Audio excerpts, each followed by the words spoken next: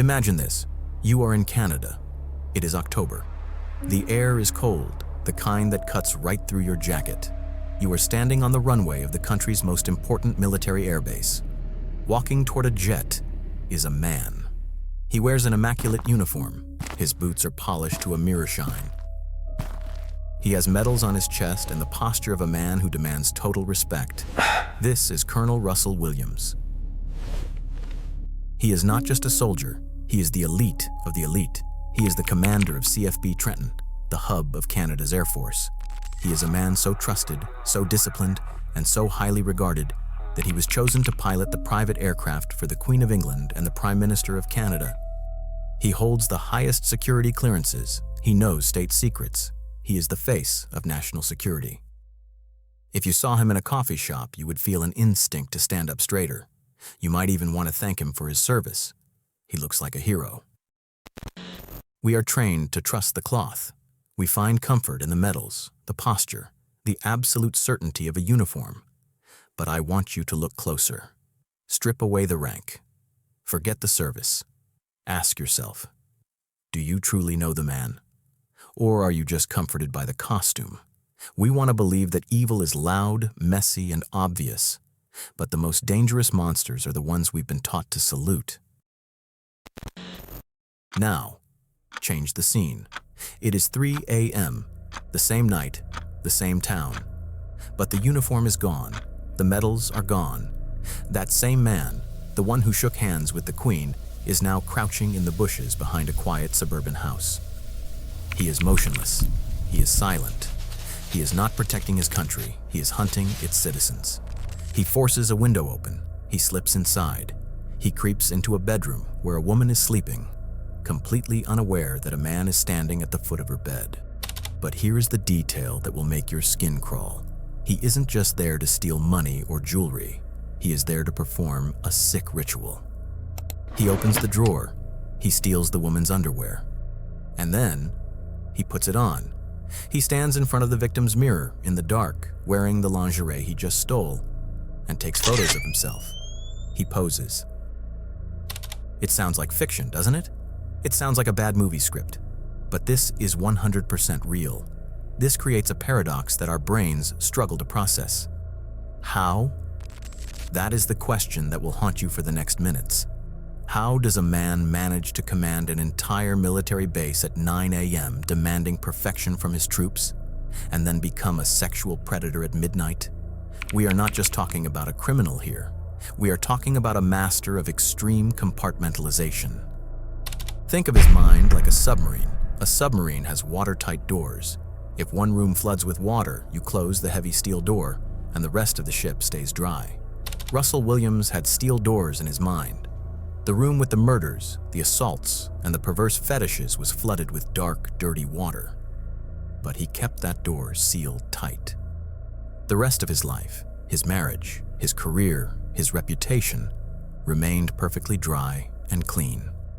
For years, he was winning. He was smarter than the police. He was more careful than the investigators. He was invisible. But every wall has a crack. Even a perfectionist like the Colonel makes mistakes. And his mistake? It wasn't leaving a fingerprint. It wasn't a witness seeing his face. It was something much smaller. A tiny detail that a military strategist should never have missed. In this video, we are going to take you inside the interrogation room. I am going to show you the exact psychological strategy, a game of mental chess, that a brilliant detective used to smash through those steel doors. It is a masterclass in psychology that you will never forget. Prepare yourself. The mask of the perfect soldier is about to fall off, and what is underneath is pure nightmare fuel.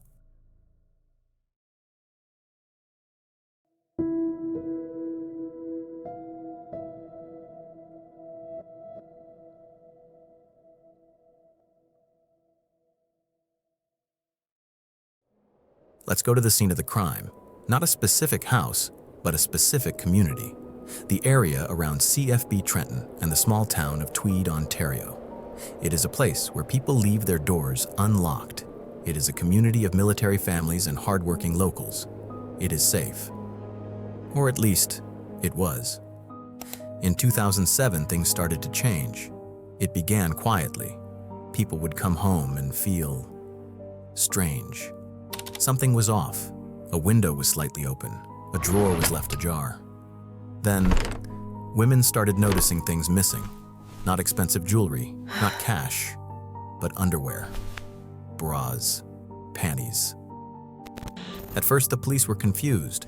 This is a strange crime. It feels like a prank by a teenager.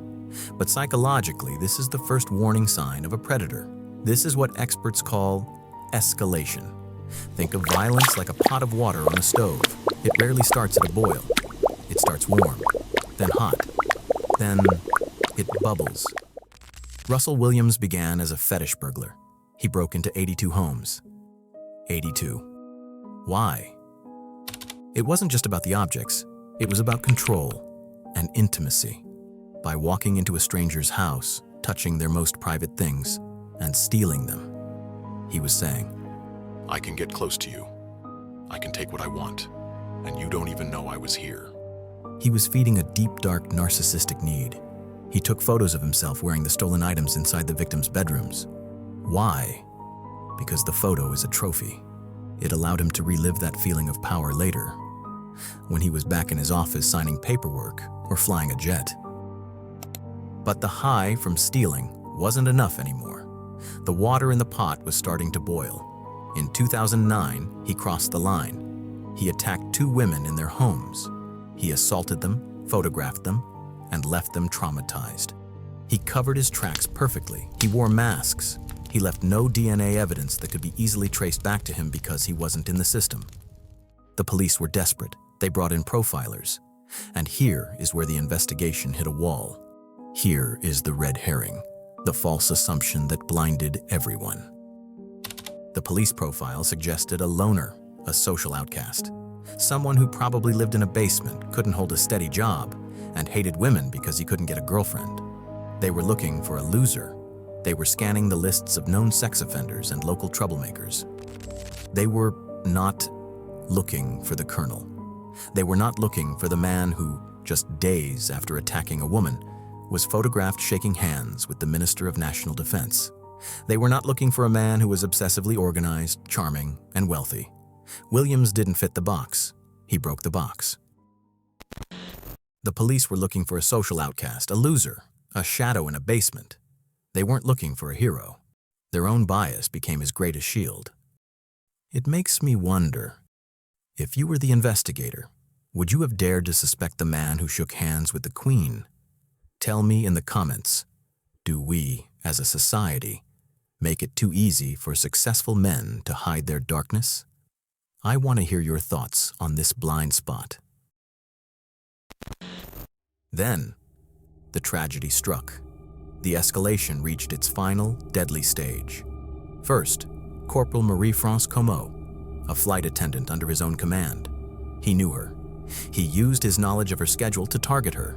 He killed her in her own home. Then, Jessica Lloyd, a 27-year-old woman with her whole life ahead of her. He broke into her house, kidnapped her, and ended her life. The community was in absolute panic. Women were sleeping with baseball bats under their pillows. The police were under immense pressure. They had footprints in the snow. They had tire tracks, but they had no name. The killer was a ghost. But remember what I said in part 1? Even a perfectionist makes a mistake. Williams was arrogant. He believed his mask of sanity was perfect.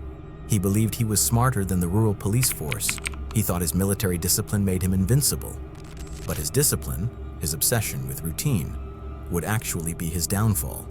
He was driving a specific car. He was driving on a specific road. And he didn't account for a simple, random police roadblock. The CSI moment was approaching. It wasn't a high-tech satellite that caught him. It was a tire, a simple rubber tire, in the snow. It is February 4th, 2010, 10 days after Jessica Lloyd disappeared. The police are desperate. They set up a roadblock on Highway 37. It's a simple strategy. They are stopping every car, asking drivers, "Did you see anything strange that night?" Hundreds of cars pass through. Nothing, just tired commuters and worried neighbors. Then, a silver Nissan Pathfinder pulls up. The officer leans in. The driver is calm, polite. He identifies himself. Colonel Russell Williams. The police officer probably blinked. A colonel? Here? This man commands the base down the road. He is a VIP. The officer notes his name, thanks him, and waves him through. But as the Nissan drives away, the officer looks down at the snow, the tires. Let's pause and look at the ground. To you and me, a tire track is just a pattern in the mud or snow. But to a forensic investigator, a tire track is a story. Think of a tire tread like a barcode at a supermarket. Every manufacturer designs a specific pattern of grooves and ridges to push water away. This is called a class characteristic. It tells you the brand and model of the tire. The police had found distinct tire tracks near Jessica Lloyd's house. They knew exactly what barcode they were looking for. When the officer at the roadblock looked at Williams' tires, he saw a match. The pattern was identical. But that's not enough to arrest a man. Thousands of people buy the same tires. That's just a coincidence. Right? No. Because then they looked closer at the footprints found at the crime scene. The killer had walked through the snow to get to Jessica's window. He left deep, clear impressions. The police made a mold of those footprints. They weren't military boots. They were a specific type of winter boot. And guess what Colonel Williams was wearing when he was stopped? The exact same brand, the exact same size. Now, the math starts to look bad for the colonel. He was driving on the road near the crime scene. He had the right tires. He had the right boots. This is where the science gets fascinating. It moves from class characteristics, the brand, to accidental characteristics. Imagine you buy a new pair of shoes. The sole is perfect. But after a month, you step on a piece of glass and get a tiny cut in the heel. Or you drag your foot and wear down the toe. These tiny cuts and scratches are unique to you. They are your signature. The police didn't have Williams' boots in a lab yet. They couldn't prove the signature cut was there. They only had a strong suspicion. This is the most dangerous moment in an investigation. They suspect the commander of the air base is a serial killer. But think about the risk. If they arrest him and they are wrong, their careers are over. It would be a national scandal. Police harass war hero. They need to be 100% sure. They need to get him into a room. They need to see if his psychological walls will hold up against their evidence. On Sunday, February 7th, the police formulate a plan. They don't kick down his door. They don't send a SWAT team. They call him. They ask him to come down to the station just to clear up some routine questions about the traffic stop. They treat him with the respect due to his rank. Sir, could you help us out? Williams agrees. Why? Because of his narcissism. He thinks he is smarter than them. He thinks, I am the commander. I can talk my way out of this. If I refuse, I look guilty. If I go, I can manipulate them. He drives to the police station. He is wearing his Sunday best. He walks in, confident, arrogant, and ready to play the game. He has no idea that he is walking into a trap. While he is sitting in the lobby, waiting, a team of forensic experts is swarming his parked car outside. They are measuring the tires with lasers. They are photographing the tread. And inside the interrogation room, a man named Detective Jim Smith is preparing the battleground. He isn't bringing a gun. He is bringing a chair and a notepad. The physical evidence, the tires and boots, brought Williams to the building. But science can't explain why he did it. Science can't get a confession. For that, you need a different kind of weapon. You need psychological warfare. The door opens. The colonel walks in. The door clicks shut behind him. The most intense chess match in Canadian criminal history is about to begin.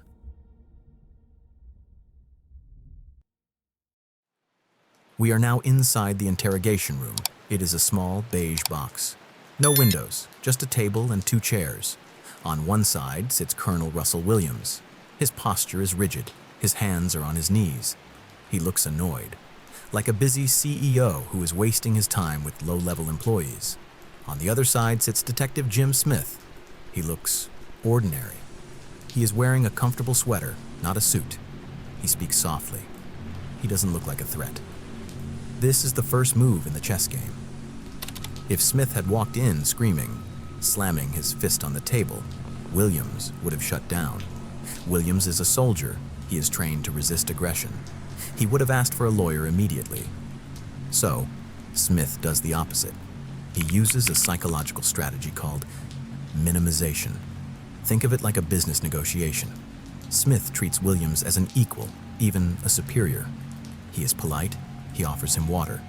He says things like, "I know you're a busy man, Colonel. We just want to clear this up." Smith is making Williams feel comfortable. He is lulling the tiger to sleep. For hours, they talk about the weather, the Air Force, the routine. Williams answers confidently. He thinks he is winning. He thinks, "This detective is stupid. He has nothing on me." But Smythe is slowly, methodically, closing the exits. Then, the tone shifts. Smith leans in. He doesn't raise his voice. He just drops the first bomb.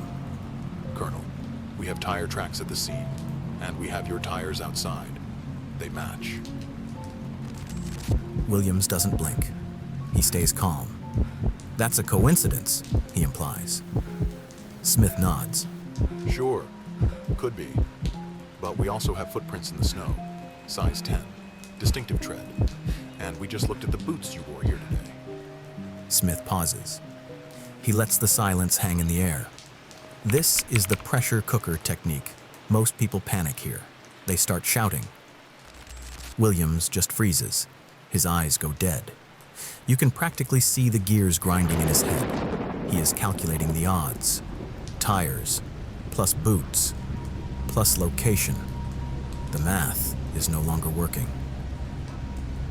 Now, Smith delivers the masterstroke. He appeals to Williams' narcissism. He doesn't call him a monster. He gives him a way to confess while keeping his dignity. Smith says something brilliant. He frames the murders almost like a mistake, a situation that got out of hand.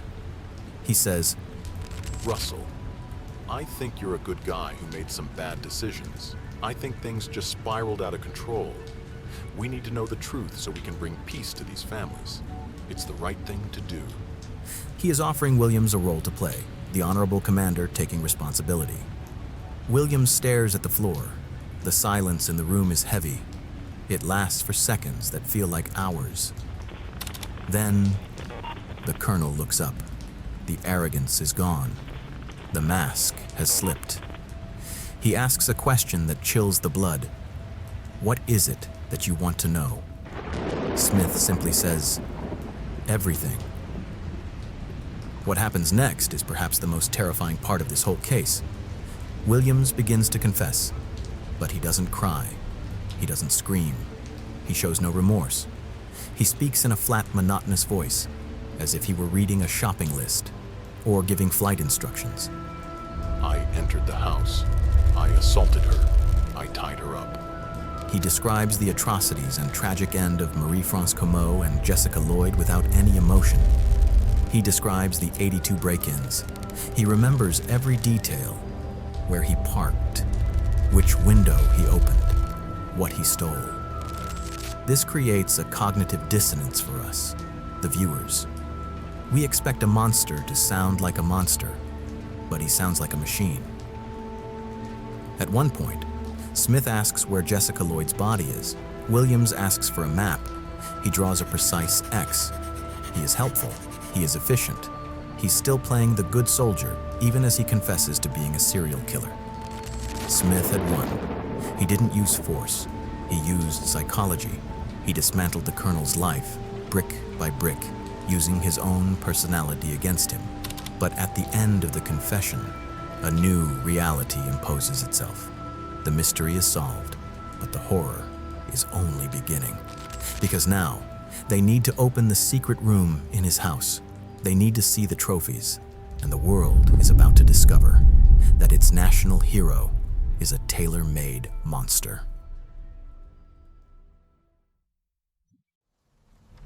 October 2010, the Belleville Courthouse. The atmosphere inside is suffocating. The room is packed with reporters, military officials, and the families of the victims. There is a mixture of grief and pure, white-hot rage.